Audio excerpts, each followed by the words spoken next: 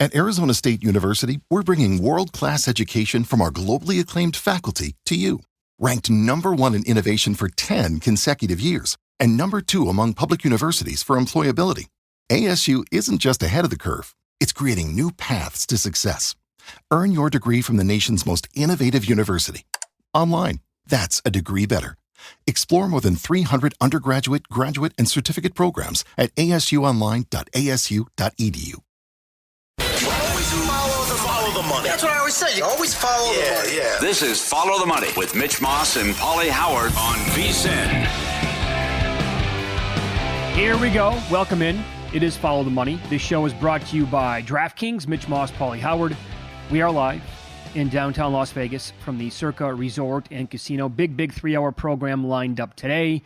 Among our guests, Julian Edlow on the NBA card tonight, Nigel Seeley, soccer, Pat Forty, college basketball, and Mike Palm, VP here at this great property, going to be in studio for a full hour coming up later on in the show, Paulie. But the NBA does make its return tonight after the All-Star break, and LeBron James will not be playing. The timetable here of this was interesting yesterday because on the show yesterday, we were kind of speculating he may or may not play, maybe leaning towards out, but we got to wait and see.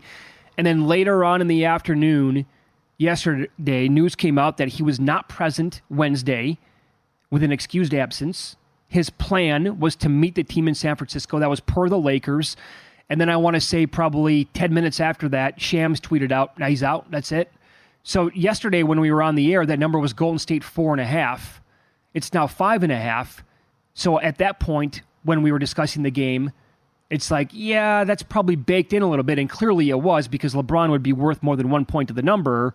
But I think that number yesterday was telling you that certainly books were anticipating LeBron missing the action tonight. Yeah, and Wendy was strong, too, on ESPN that he felt LeBron was going to miss the game. So that prop now, which we discussed yesterday, is off the board. And not only is he out tonight, he might miss the game Friday in San Antonio and the game Sunday in Phoenix. There's no telling now with the treatment if he comes back. So that's wild. It is wild, yeah. And also, they could be stuck as the 9 or the 10 seed now, too, if this guy misses time. So there are issues on the road, well documented all year. There's 6 games under 500. It's unfortunate because it's a great matchup, and this was an unbelievable game the first time these teams met. The double overtime thriller when LeBron had 36, 20, and 12 in that win. They still have 3 meetings left against Golden State, 2 after this, obviously. But this is, what that prop means now when he will get the 40,000th point. And the Lakers look like they're just going to be in this play-in game. Other thing I found interesting is ESPN BPI projections have Golden State the 8th seed.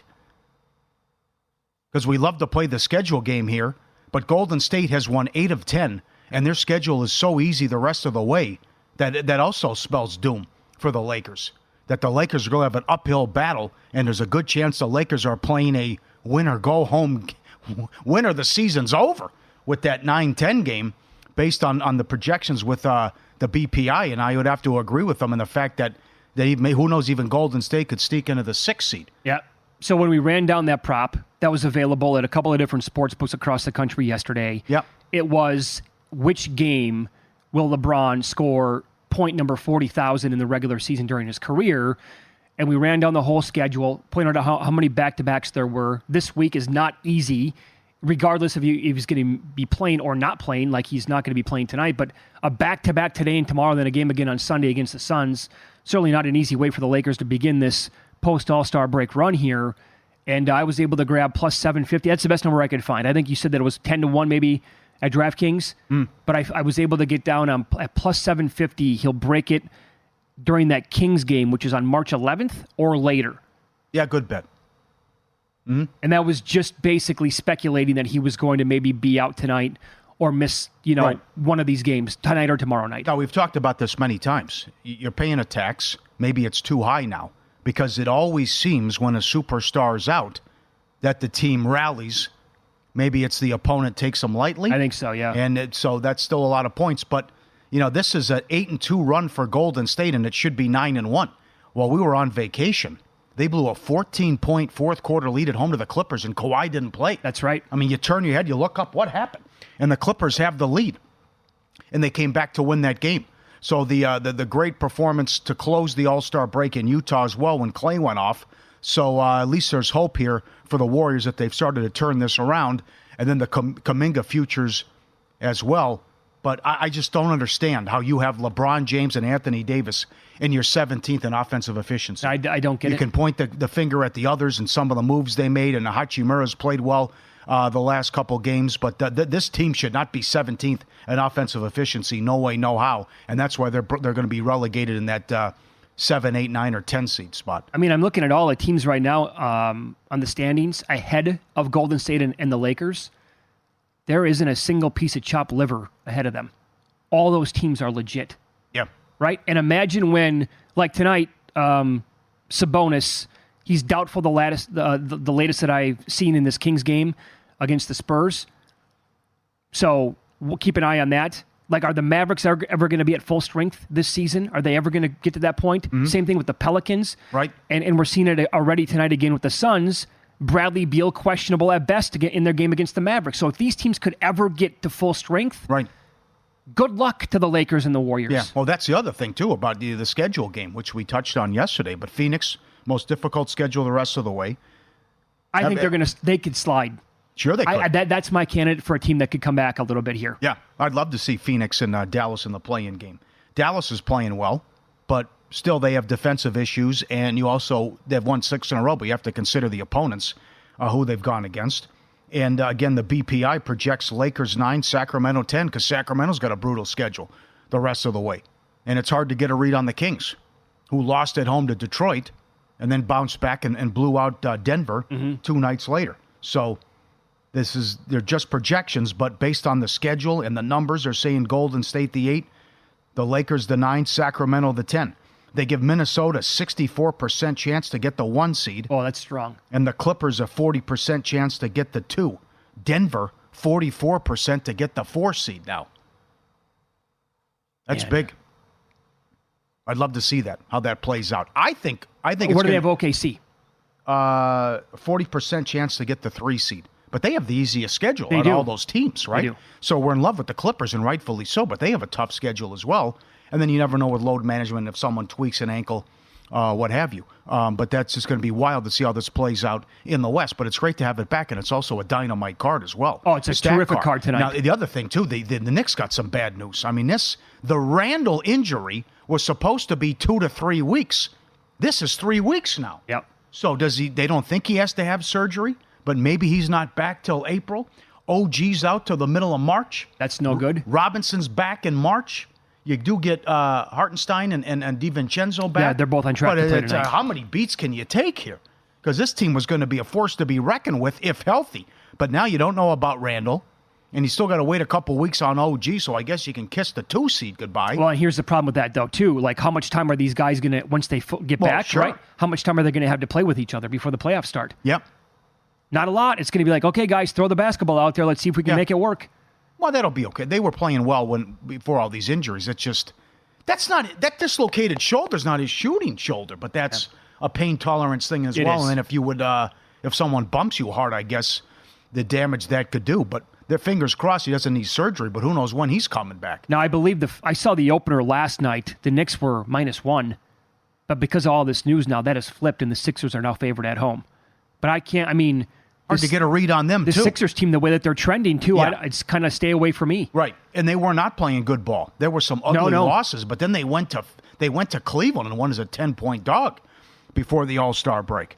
So there I would look, to me, it'd be Philly or pass. Yeah. We could see a lot of points in that game as well. And then you have you got Dallas against Phoenix, and this is refreshing. Again, these teams can't stand one another. Well, this again, what you need to keep an eye on tonight. Mavericks are 2.5-point favorites. Total is up there, 245.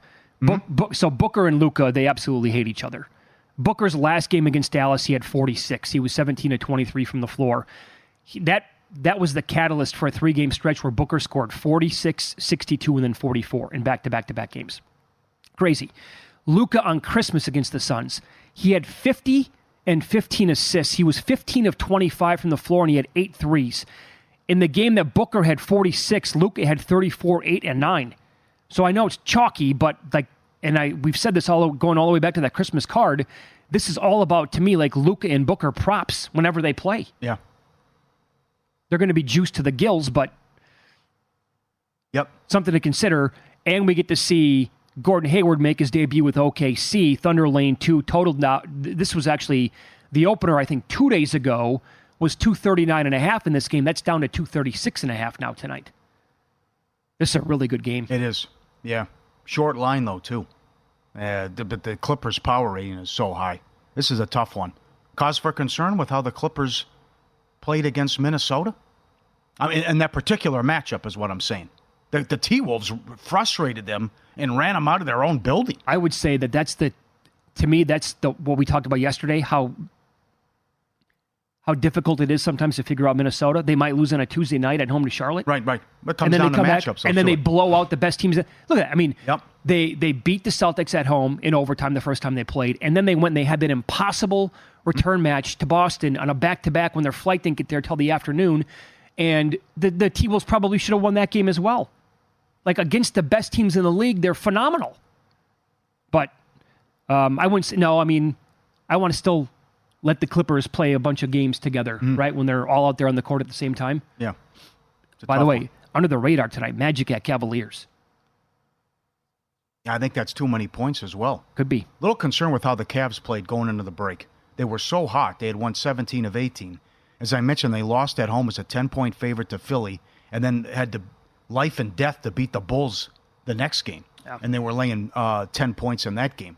I think they won. It was a close game. They pulled out late, too. So, well, the Philly game was an awkward one. Yeah. Especially the way the Sixers were playing at the time. Let's follow the money here on VSiN, the Sports Betting Network. We'll recap college hoops from last night and some deep analysis on a random game on the schedule, but keep in mind all tickets pay the same.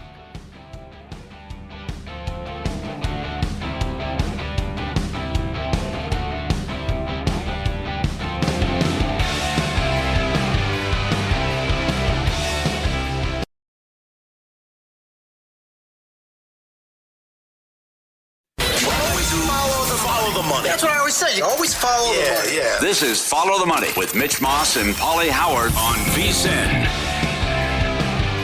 Top of the morning to you. It is Follow the Money here on VSiN. This show is brought to you by DraftKings. We're live in downtown Las Vegas. Starting this hour off, our good lad, Nigel Seeley, joins the program now, longtime friend of the program. We'll talk some soccer and some best bets with Nigel here. Nigel, good morning, mate. Thanks for the time. We appreciate that. Liverpool now 4 points up of Man City and the table and the Prim.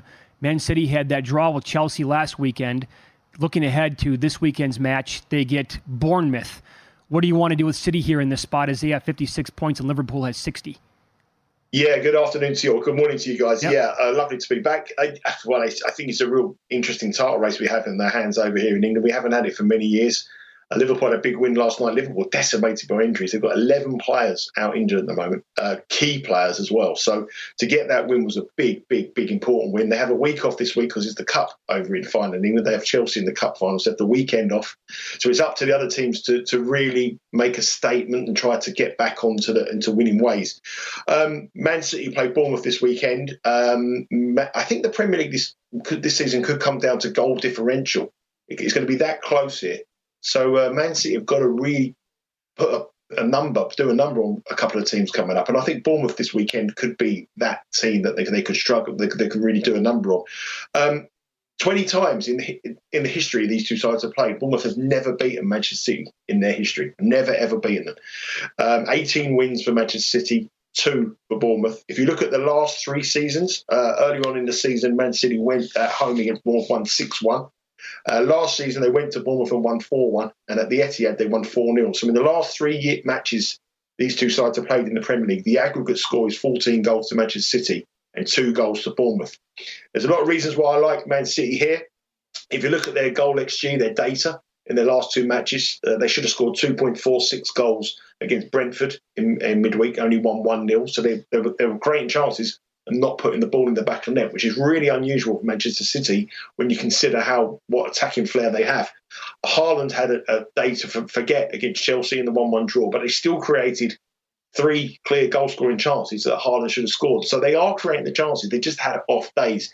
And when teams do create those 3-goal opportunities, 4-goal opportunities in matches, and they don't convert, the chances are they are going to convert very quickly. And I think this looks a great matchup for Manchester City against a Bournemouth side that they always beat. They always beat well as well. There's a couple of other things I like about this match. Bournemouth are safe in the Premier League. They're pretty much okay. They probably need 1, maybe 2 more wins and they'll be safe in the Premier League, but they're pretty safe. They're done. So their season in the Premier League is over. In midweek, they play in the FA Cup here. They play at home to Leicester, a team from the Championship. They're favourites to win that match. And I think that Bournemouth may prioritise that competition rather than this competition. They know they're going to get beat by Manchester City. They had never beaten them in their history. So I think they might save themselves for the FA Cup game and save themselves from important matches in the Premier League. And I think this looks a perfect matchup for Man City.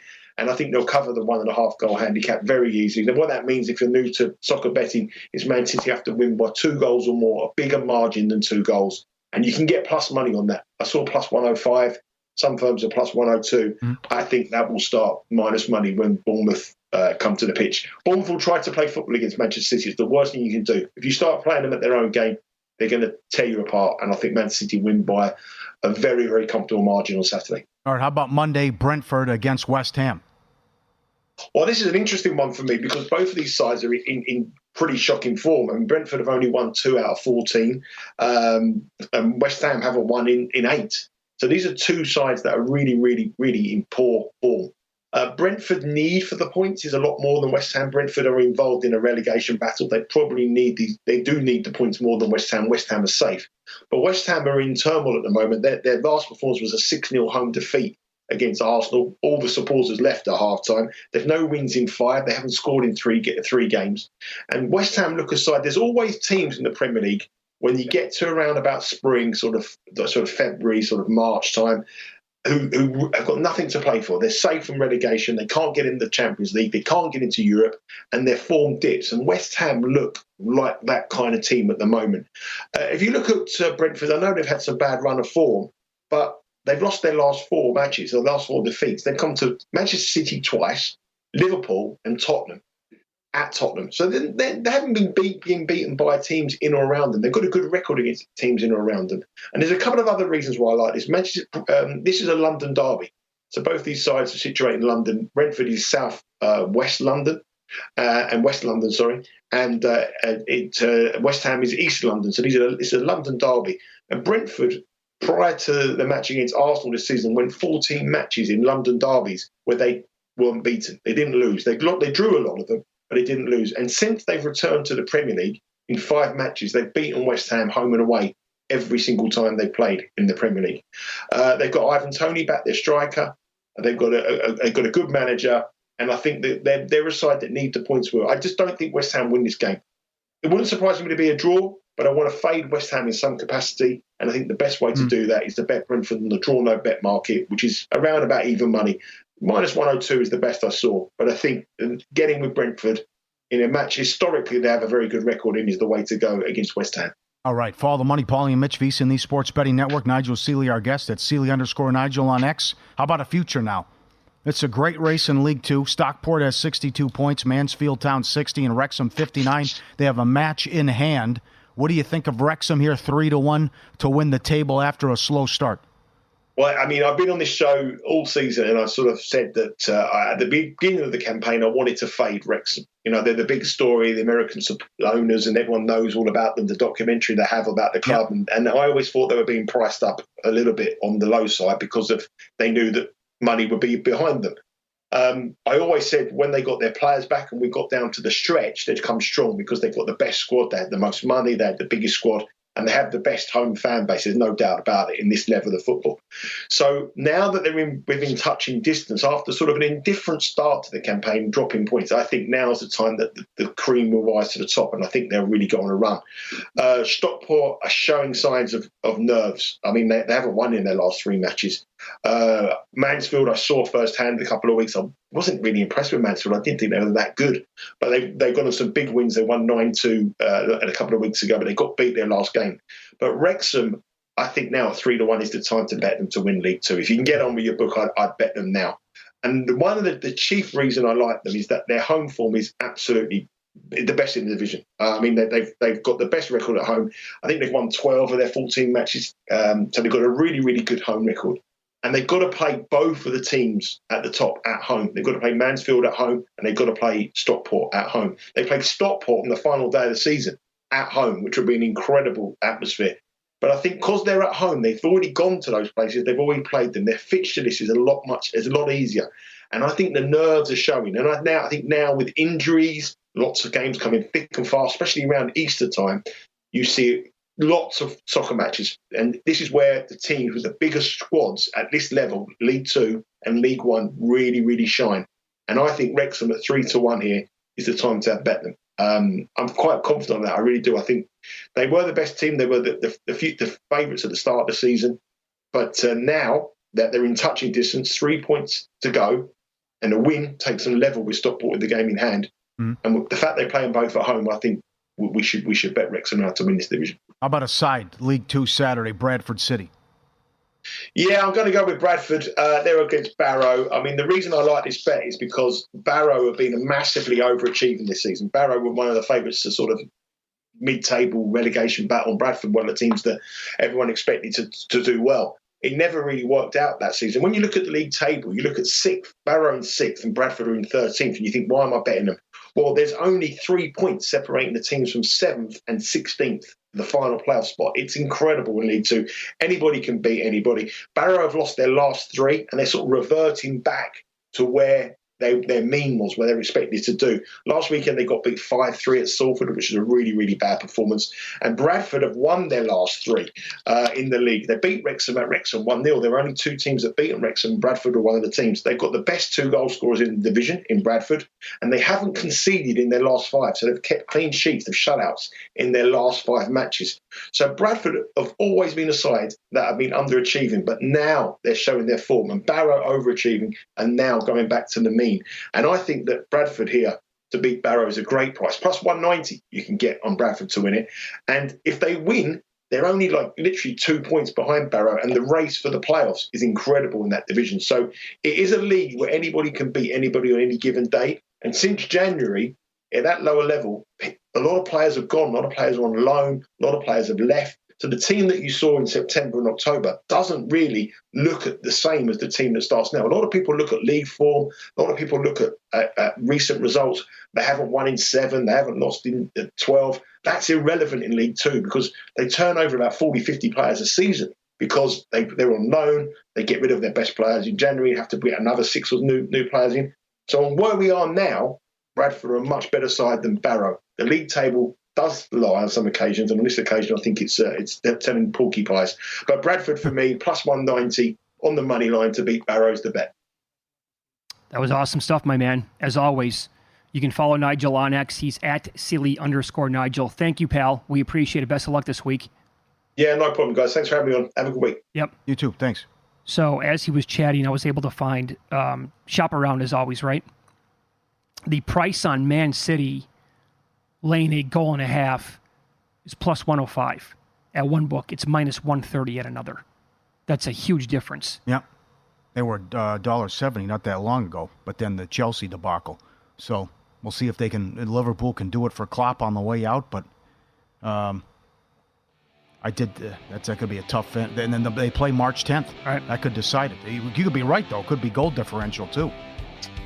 Follow the money here on VSiN, the Sports Betting Network. Tonight's NBA card is up next. The latest on who's in, who's out, line moves, especially with LeBron out. That's coming up next.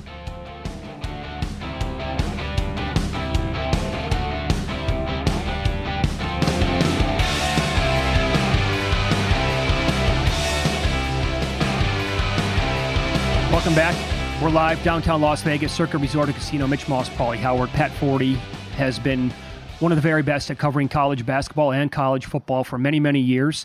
You can follow him on X. He's at by Pat Forty. Read him in Sports Illustrated. Pat, thanks for the time today. How you been?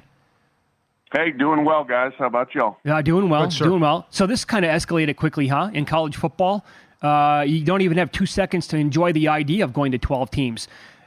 Is this really going to happen? It's going to be like a 2-year process, and then get out of the way. Here comes 14 or maybe even more down the road? Yeah, that seems to be the way things are headed. I'm not there, but that's the direction, the quote-unquote momentum toward a bigger playoff with more automatic bids. We'll see how long it takes. But, yeah, that appears to be the thing is, these guys worked and fought and pushed for a 12-team playoff that I think is going to be awesome. And before ever even watching it, before enjoying it, before seeing, okay, maybe we need to tweak this or that, they want to change it. We'll get 2 years of a 12-team playoff, but then after that, we're going to get something else because college sports can't leave itself alone long enough to see how it's doing before it wants to change things. Yes, well said. Should we just get rid of conference title games then? I'd be in favor of that. I've never liked the conference title games. I think that whether they're in favor of that or not, I think there's kind of a split there. There's some that would like to do away with conference title games, but there's also people that, hey, there's a lot of money involved there, A, and then B, say, well, that's an easy way to at least declare our conference champion and our second automatic qualifier, which we're going to want those for some of these conferences. Yeah. What's your level of concern that the Big Ten and SEC will get most of these bids? High. Yeah. It's very high because, there were reports that there had been discussion of up to 4 bids guaranteed for each of them. And here's my problem with that is those leagues already should be able to get those bids without having them handed to them. They don't need the protection of having them built in every single time. They're going to have the most teams. They're going to have the most money. They're going to have the best teams. They're probably going to get those bids. Now, asking that they're being protected is this extra level of power play here that I find off-putting. It's like, okay, so if we're talking about a 14-team playoff, which right. would probably look a lot like the NFL's 14-team playoff, where you get 2 byes and the other 12 teams all play each other in a first round, and you go from there to quarterfinals and so on. But if you do that, if you're going to copy the NFL, here's what they don't do in the NFL. They don't say, well, NFC East, you're guaranteed 3 spots in the playoff. AFC East, you're guaranteed 3. No, it goes year by year. Who's earned it? Who deserves it? The conference champions, the 4 conference champions, division champions get in, and then the 3 wild cards are from wherever the best teams are. And that's what it should be. But these guys, even with all the advantages, they want more advantages. They're scared that somehow they're going to get left out. Right. What would you do if you're Notre Dame? I mean, they're up against it because they're not in a conference. And then if they're ranked number 1 or have a great year, they'd be seeded 5th, no? Yeah, right. Well, hey, Notre Dame, agreed to this sort of setup with the 12 team. And so I think Notre Dame, I'm not sure 14 necessarily changes the equation much for Notre Dame, other than obviously, yes, it would there would be fewer number of at-large bids. So, do they feel threatened by that? They might. But, bottom line is this is primarily an SEC and Big Ten power play, and everybody else get out of the way. Yeah, well said. Follow the money here on VSiN, the Sports Betting Network. Our guest, Pat Forty, on X, by Pat Forty. Read him at Sports Illustrated. You've covered Rick Pitino for, a long, long time, put it that way. I love the guy as a coach. I think he's one of the best of all time. However, has anybody in his spot ever done a better job at becoming as unlikable as he is? And he did it again after the loss when they blew a huge lead against Seton Hall over the weekend. I mean, first of all, are you even surprised with his comments after that game? Oh no, not at all. I have covered Rick Pitino since 1990. Oof. And if he has a bad loss, everybody look out because he's going to be spraying blame around at everyone but himself. And the hyperbole is going to flow. This team is useless. My assistants are useless. The players can't do this. They can't do that. The season's ruined, blah, blah, blah, blah, blah, blah. And then usually that team will turn around and be okay. Like I remember in 1991 with a team had a bad loss early against Pittsburgh, and he was like just so disgusted with them. You know, they were going to be terrible. It was like the third game of the season. That was the Unforgettables that played in that 1992 Duke Classic game. You know, that team ended up pretty good. Yeah. In 1997, he canceled Senior Day festivities when they lost to South Carolina. That season was ruined. Well, they played in the national championship game and lost in overtime there. You know, the sky is always falling with Rick when he loses games. And it's always going to be, you know, this spraying of blame all over the place. And that's why he doesn't lose very much, because he is such a miserable, bad loser. Yes. Well, this one, though, to just attack the players, though, seemed off the charts, though, and just go down the entire roster that this guy doesn't do this well, this guy struggles with this, and on and on and on. Oh, yeah. Yeah, no, I've heard it before. Sorry. Okay. There's nothing new in that necessarily. It's just we haven't heard from Rick for a while. He was in Greece. He was at Iona, been off the grid a little bit. He's back, and he's still the same guy. Yep. There's a prop up here. Purdue, UConn against the field. Purdue and UConn minus 330, or it's plus 260. The no minus 330, risking 330 to win 100. What do you think? Boy, that's an interesting one. It's an intriguing one. Given what we've seen this week, give me the field. Yeah. You know, I would say that anyway. Just first of all, because Purdue is Purdue. I mean, look at their track record in the NCAA tournament. You can't trust them. They've had a great season. Again, this may be the year they get over the hump. They also lost last year to Fairleigh Dickinson. They lost to St. Peter's. They've lost in the first round of North Texas, in the first round of Little Rock. Yep. I would definitely, if they're part of the deal, give me the field. UConn may be a bit of a different animal. And while that was a bad loss in terms of just being blown out, Creighton's a good team. So, you know, losing to Creighton at Creighton is not necessarily a terrible loss. But I would take the field, I think, in that, Paulie. Yeah, I agreed on that, by the way. And Creighton it was one of those games where they could not miss. I mean, it was 14 of 28 from downtown. So it's going to be tough to beat a team like that. You're going to be at the Purdue game tonight against Rutgers. They're a huge favorite tonight. Rutgers, they're tricky to play against. They have the number 2 defensive efficiency at KenPom overall, but offensively it can be hideous at times. Do you expect the Boilermakers to blow them out tonight? Probably, yeah, especially bouncing back from that upset loss to Ohio State. I do. Here's the intrigue with Rutgers, all right, is Jeremiah Williams had not played all season, and they get him back and they reel off 4 straight wins, and then they had loss. But what if they beat Purdue? What if they keep winning?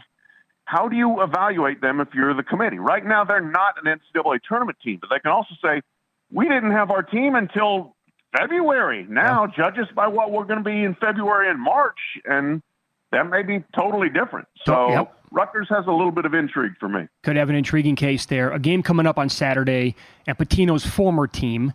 Now, of course, John Calipari's been there for a long time. They lost last night at the gun to LSU.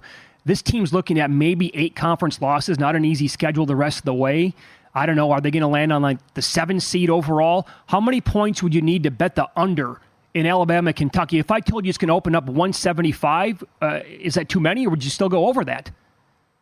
Oh, I'd go over that. Yeah, absolutely. The tempo at which Alabama is playing and the defense of Kentucky, and then the shot-making ability of both teams. I mean, that has 90 to 85 at least written on it, probably more. That's probably more like 105 to 100, I think.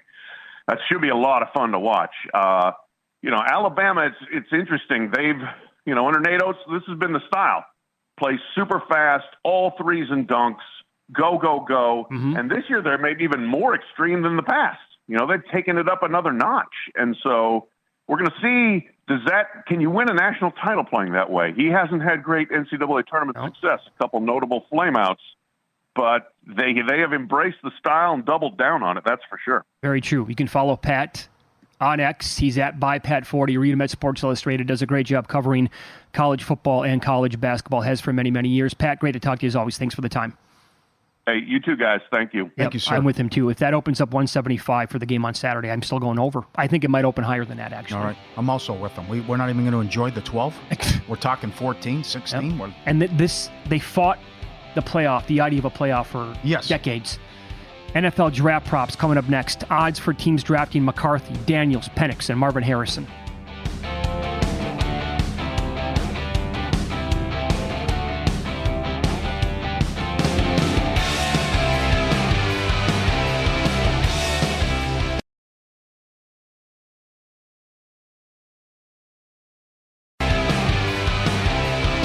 Start your morning with a daily dose of winning strategies, insider tips, and the latest buzz with the free VSiN daily newsletter.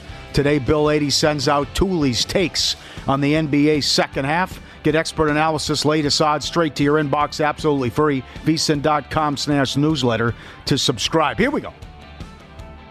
No bias. You will respect my authority. No pulled punches. Your wife cheated on you because you lost sight of who you are as a man, as a husband. No agenda. There is no fear in this dojo. This is no hyperbole. This is the best part of the week. Here's the maestro, Mike Baum. I am the smartest man alive. All right, here we go. I did not do a full 5 with headlines, but I do want to talk about the 2 honorable mentions that would have been 5th and 4th. So let's start with the decision in the Super Bowl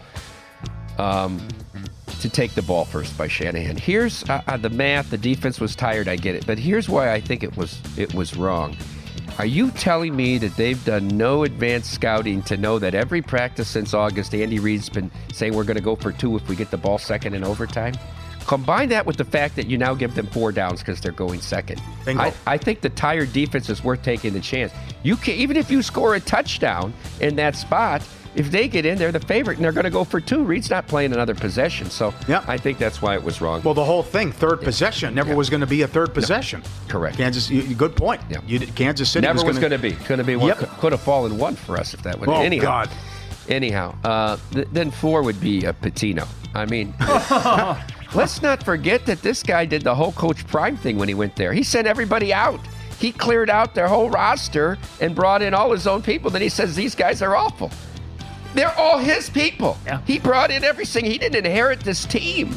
And here's this guy. This is what he'll be remembered. When people talk 10 years from now about the greatest coaches and somebody brings up Patino, they're going to bring up this kind of nonsense. I mean, and how about Penny?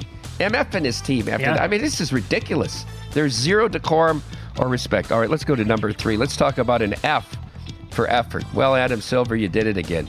You made your message very clear. You wanted a competitive game. You wanted defense, and this is what the players gave you. It's interesting from a sports betting perspective, the line move and all the steam to the under off of the narrative of Silver and Joe Dumars banging the drum that they wanted defense and they wanted a real game. We opened the number 166.5 here. One of the highest in town. 366.5. I'm sorry, 366.5 and closed 353.5.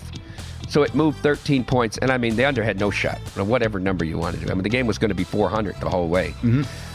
168 three-point attempts. I mean, come on. These all-star games have all disintegrated into nonsense. The Major League Baseball game is the only thing with any semblance of what you're going to do. Let's just be honest with what we're doing with these sports. Go and have your skills competitions. These are all things for your biography and your resume to get in the Hall of Fame. Were you an All-Pro? Were you a first-team All-Pro, first-team NBA? But stop playing the game that has nothing to do what you do all regular season, what you do in the postseason, and the game that the fans have paid so much money to watch, and the games that they love with their heart. It's very, very disrespectful. I mean, Anthony Davis says the best part of the game were the hype squads from the Pacers and the Bulls doing the dunks off the trampolines between the third and the fourth quarter. Absolutely ridiculous. Okay. Number 2, get the flock out of here. At the end of last season, the Baltimore Ravens parted ways with offensive coordinator Greg Roman, graduate of Holy Spirit High School in Absecon, New Jersey, who had served as the offensive coordinator at Atlantic City High School. 4 seasons he spent with the Ravens, including an MVP campaign for Lamar Jackson, but they had not had playoff success.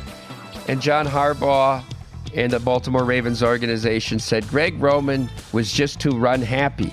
They needed to be more diversified. They needed to develop their passing game. So enter Todd Monken, former Bucks and Browns offensive coordinator, fresh off 2 national championships as the OC at Georgia. Throughout the year, and I asked this to many guests, Monken was praised for his diversification of the Ravens offense and the efficiency which he created for Lamar Jackson.